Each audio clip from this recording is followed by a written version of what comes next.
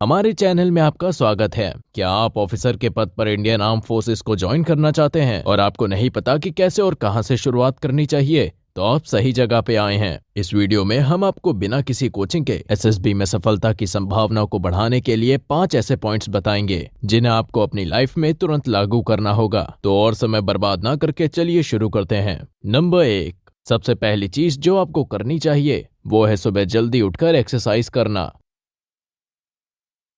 यह आपको एक सैन्य दिनचर्या में डाल देगा।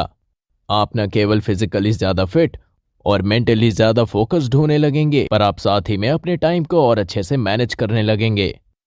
अब उन एक्सरसाइजेस पर आते हैं जिनको आपको तुरंत करना शुरू कर देना चाहिए। अगर आप पहले से ही किसी प्रकार की फिजिकल फिटनेस रिजीम को फॉलो कर रहे हैं तो आप उसे जारी रखें और उसमें जॉगिंग या दौड़ना जोड़ दें।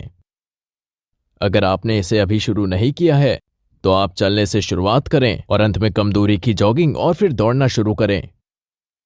अपनी कोर मसल्स को मजबूत करने के लिए सिटअप्स करना शुरू करें। यह आपको सारी फिजिकल एक्टिविटीज में और बेटर परफॉर्म करने में मदद करेगा। अपनी अपर बॉडी को स्ट्रेंथन करने के लिए पुशअप स्टार्ट करें। यह आपको उन ऑब्स्टिकल्स को पार करने में मदद करेगा जिसमें हाथों की जरूरत होती है, और समय के साथ साथ आप पुशअप्स करने की संख्या को बढ़ा सकते हैं। ये बहुत जरूरी है कि आप कोई भी एक्सरसाइज करेक्ट साइंटिफिक मैनर में करें। नंबर 2, अपनी जनरल अवेयरनेस पर काम करना शुरू करें। एसएसबी के हर स्टेज में जनरल अवेयरनेस बहुत जरूरी है। उदाहरण के लिए इंटरव्यूइंग ऑफिसर आपकी जनरल अवेयरनेस को टेस्ट करेंगे। समूह परीक्षण अधिकारी या फिर जीटीओ आपको group discussion, group planning exercise और लेक्चरेट जैसे टास्क देगा, जिसमें आपको दुनिया में क्या हो रहा है इसके पूरे नॉलेज की भी जरूरत होगी। आपको एक न्यूज़पेपर भी पढ़ना शुरू कर देना चाहिए। एडिटोरियल पेज से शुरुआत करें और उसको पढ़ते समय हाइलाइटर की मदद से इंपॉर्टेंट पॉइंट्स को अंडरलाइन करें। इससे आपको इन्फॉर्मेशन को बेहतर ढंग से समझने में मदद मिलेगी। ये याद रखने के लिए नहीं है, बल्कि ये उस टॉपिक को समझने के लिए है जिसके बारे में आप पढ़ रहे हैं। जरूरी नेशनल पॉलिसीज और फॉरेन पॉलिसीज के बारे में पढ़ें। अगर आप इस वीडियो को पसंद कर रहे हैं तो इसे लाइक करना ना भूलें, और ऐसे ही यूजफुल वीडियोस के लिए हमारे चैनल को सब्सक्राइब कर लीजिए। बेल आइकन को भी दबा दीजिए जिससे हमारी लेटेस्ट वीडियो की जानकारी आपको सबसे पहले मिले। हमारे पड़ोसी मुल्क पाकिस्तान, चीन, नेपाल, बांग्लादेश, म्यांमार, इनसे संबंधित समाचार ज्यादा ध्यान से पढ़ें। रूस, अमेरिका, यूनाइटेड किंगडम और यूरोप, इन जैसी वर्ल्ड सुपर पावर्स के साथ भारत के संबंधों के बारे में भी पढ़ें। जरूरी न्यूज को देश और देश के नागरिकों को होने वाले लाभ के नजरिए से देखें। अपने इंटरेस्ट के क्षेत्रों में, जैसे कि अपनी हॉबीज के बारे में अपनी जागरूकता में सुधार करें। सर्विस कैंडिडेट्स जो आर्म्ड फोर्सेस में सेवा कर रहे हैं, उनसे उम्मीद की जाती है कि वो अपनी ब्रांच या सर्विस के बारे में कुछ विस्तार से जानेंगे। एक कैंडिडेट को अपनी स्पेशलाइजेशन के बारे में पर्याप्त जानकारी होनी चाहिए। इंटरव्यूइंग ऑफिसर आपके सब्जेक्ट ऑफ स्टडी से रिलेटेड सवाल पूछ सकता है। अगर आप कोई स्पोर्ट खेलते हैं तो आपसे उम्मीद की जाएगी कि आपको उस स्पोर्ट के बेसिक्स पता हैं, जैसे कि खिलाड़ियों की संख्या और फील्ड की लंबाई। फुटबॉल प्लेयर्स से ऑफसाइड रूल और क्रिकेटर्स से एक बॉल कैसे स्विंग कराई जाती है पूछा जा सकता है।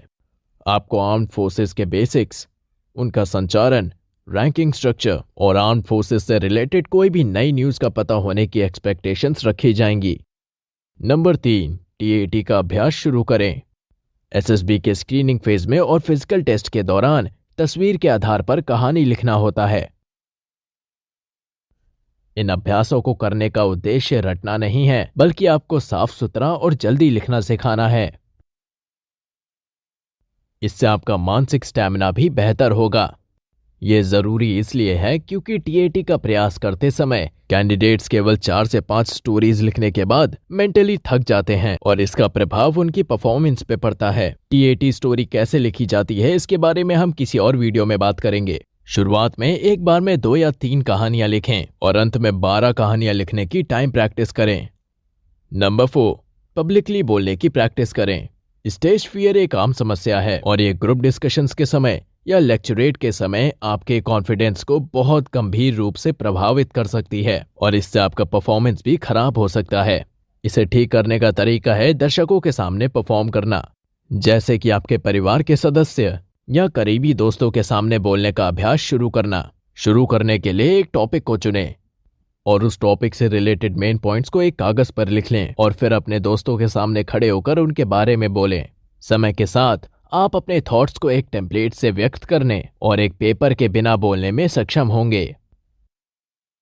इस तरह के टेम्पलेट में टॉपिक का short introduction, background information, topic के मेन पॉइंट्स, फायदे और नुकसान और कंक्लूजन शामिल हो सकते हैं। ये केवल एक सजेस्टेड टेम्पलेट है। आप खुद का भी टेम्पलेट बना सकते हैं जो आपको बेहतर बात करने में मदद करेगा। Number 5, meditate. रोजाना कुछ मिनट मेडिटेट करना शुरू करें। इससे आपको अपने विचारों को शांत करने में मदद मिलेगी। आप बेहतर नींद भी ले पाएंगे और अपनी भावनाओं को कंट्रोल करना भी सीखेंगे। जब हम किसी इंटरव्यू या परीक्षा की तैयारी करते हैं, हम पढ़ते हैं, हम वीडियो देखते हैं और हम टीचर्स और एडवाइजर्स से सीखते हैं, लेकिन जब तक हम कार्यवाही नहीं करेंगे हम तब तक सफल नहीं हो सकते। इसीलिए इस वीडियो को देखने के तुरंत बाद सुझाए गए 5 पॉइंट्स में से किसी भी एक पॉइंट पर कार्यवाही करना शुरू कर दीजिए। जैसे ही आप अपने आप में सुधार देखना शुरू करेंगे, आप सभी 5 पॉइंट्स का पालन करने के लिए प्रेरित होंगे। ये न केवल आपके पर्सनल एस्पेक्ट्स को सामने लाएगा, बल्कि एसएसबी में आपकी सफलता की संभावनाओं में काफी सुधार करेगा। हमें उम्मीद है कि ये वीडियो आपके लिए यूजफुल होगी। कृपया इस वीडियो के बारे में कमेंट सेक्शन में जरूर लिखें। Thank you, all the best, जय हिंद।